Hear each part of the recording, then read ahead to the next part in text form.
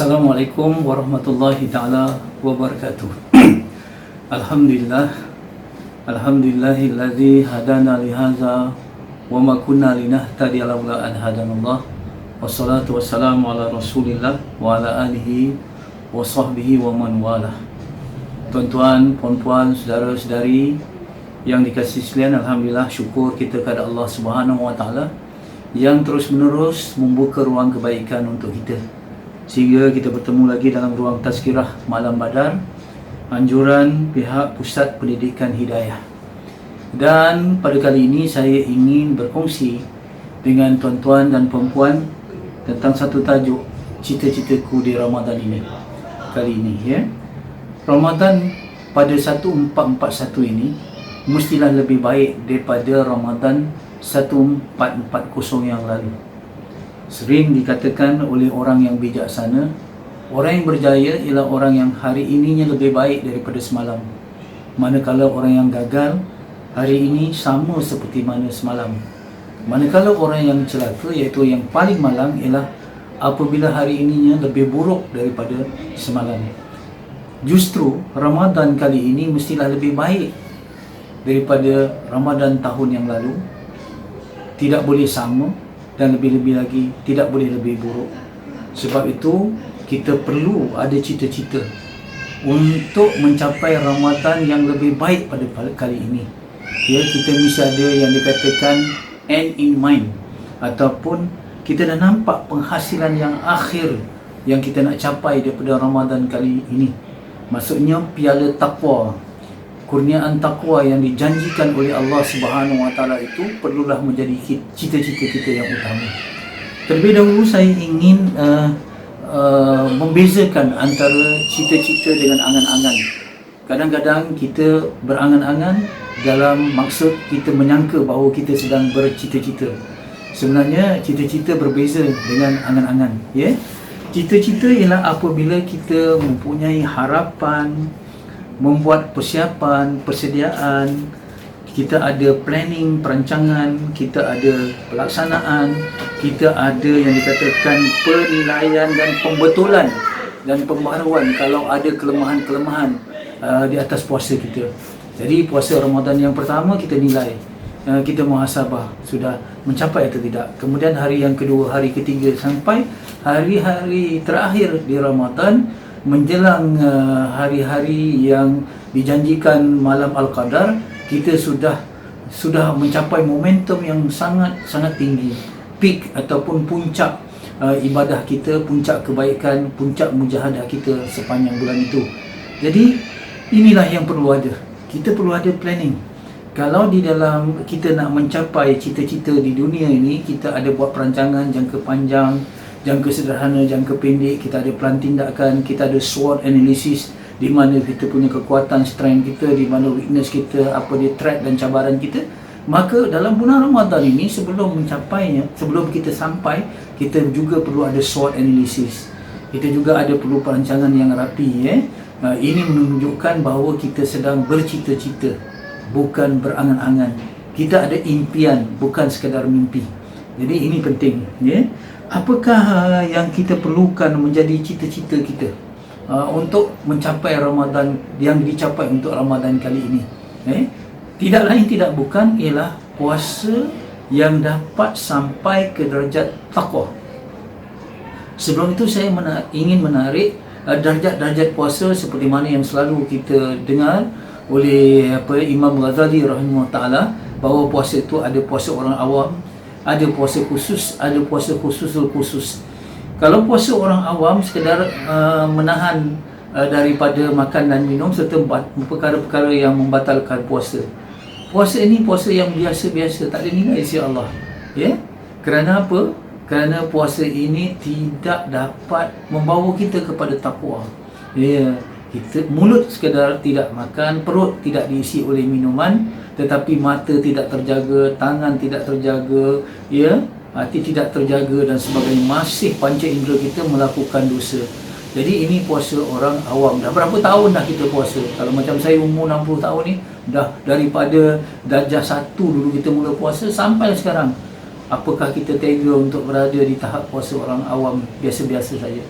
Kita mesti tingkatkan sekurang-kurangnya cita kita kali ini puasa orang soleh, iaitu puasa yang bukan sekadar menjaga daripada dosa-dosa lahiriah, tetapi juga berkaitan dengan sifat-sifat mazmumah.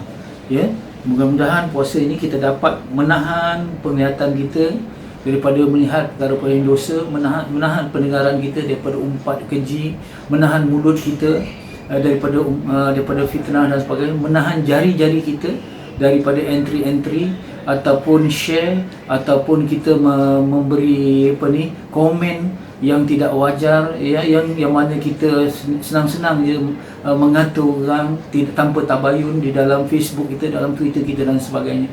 Jadi kita menahan, artinya menahan diri itu. Puasa itu kata siam itu menahan, bukan sekadar menahan makan minum, tetapi menahan panca indera kita yang 5 daripada melakukan dosa. Itu target kita. Sekurang-kurangnya tahun ini biarlah puasa orang yang soleh. Tapi mudah-mudahan kita target high, ya, kita untuk lebih tinggi daripada itu, iaitu puasa khusus, iaitu puasa orang-orang yang bertakwa, orang mukmin, yang mana mereka bukan sahaja menahan panca indera daripada melakukan dosa, daripada sifat-sifat mazmumah, tetapi mereka juga mengawal hati dan perasaan mereka supaya tidak terlepas daripada fikir tentang kebesaran Allah, ingat kepada Allah Subhanahu Wa Taala. Bukankah mereka pernah berkata bahawa aku meletakkan diriku dosa apabila tidak berzikir, hatiku tidak berzikir kepada Allah. Inilah tingkat puasa para muqarrabin, ya.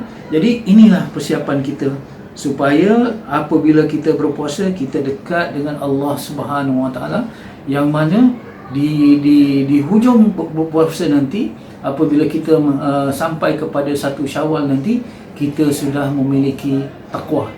Jangan seperti mana tahun-tahun yang lalu, na'udzubillah, kalau itulah tahap kita mengulangi kelemahan-kelemahan yang sama. Jadi apa bezanya orang yang kata menanam 100 pokok rambutan, tapi semua pokok rambutan itu tidak berbuah, berbanding dengan seorang menanam 1 pokok je rambutan tapi pokok itu berbuah. Jadi begitulah, kita dah berpuasa sekian lama tetapi tidak pernah membuah takwa, berbanding orang yang berpuasa, walaupun berpuasa itu dijalankan dengan sebenar-benarnya, artinya membuahkan takwa. Jadi kita kena ada muhasabah. Setiap sesuatu ada fungsi dia, ya? Kalau kipas angin fungsinya memberi kedinginan, hawa dingin, begitu juga kalau lampu memberi cahaya, kalau dapur memberi panas. Tetapi sekiranya kipas angin sudah tidak memberi sejuk, hawa dingin tidak memberi kedinginan, dapur ataupun sudah tidak memberi haba yang panas, kita perlu repair, ataupun kalau dah rosak kita kena buang ganti lain. Jadi macam itulah rupa bentuk puasa kita yang ada fungsinya, itu untuk kita melahirkan takwa. Tetapi kalau kita berpuasa tidak melahirkan takwa, tentu kita buat sesuatu, orang kata major operation, ataupun kita muhasabah, kita buat pembetulan yang besar. Dan bila kita nak buat betulkan 1441 ni, ini penting, ya. Kemudian ini perancangan kita. Bila perancangan kita kena ada libatkan 4 perkara yang penting dalam puasa. Ini package latihan dalam bulan puasa. Pertama siam, yang kedua qiyam, yang ketiga Quran, yang keempat sedekah. 4 perkara ini mungkin yang kita akan lanjutkan dalam perbincangan-perbincangan yang akan datang. Artinya bagaimana kita nak betul-betul siam di siang hari, supaya puasa itu bentuk menahan, bukan mengempang nafsu kita. Sebab itu kadang-kadang, minta maaf ya, pada bulan puasa pembaziran makanan lebih lagi daripada sebulan berpuasa, sebelum bulan puasa. Kenapa? Kita membeli makanan untuk kita lempiaskan nafsu kita apabila berbuka. Jadi ini bukan menahan nafsu, tetapi ini mengempang nafsu, ya. Begitu juga kita lihat bagaimana soal percakapan kita, kadang-kadang soal perkara-perkara yang lain kita tidak menahan diri. Pergolakan, pergeseran terus berlaku. Kita tidak mengamalkan apa yang cogan ataupun apa yang diajar ini suaimin. Kalau kita diajak berbalah, diajak bergaduh, kita katakan aku berpuasa, aku sedang menahan diriku, ya, dengan daripada hawa nafsuku. Ini penting.